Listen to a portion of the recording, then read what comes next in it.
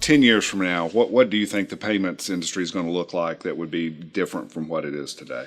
I think, first of all, I don't think you're going to be talking about modes of the way you transact. In other words, a card versus a phone versus a whatever.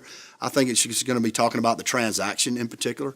I think you're going to be able to just go into any store you want to go into that's brick and mortar, load up a cart, walk straight out. It's rung up, it's paid for, your transaction's been complete.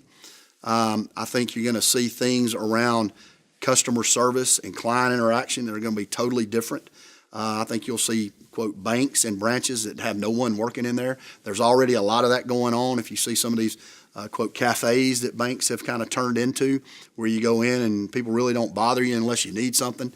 So I think the industry, now what I will tell you is I've always been amazed at the predictions of where things are going to go. I left our North Center back in 2002, and then they were saying we won't be in the card or statement business anymore within the next 5 years.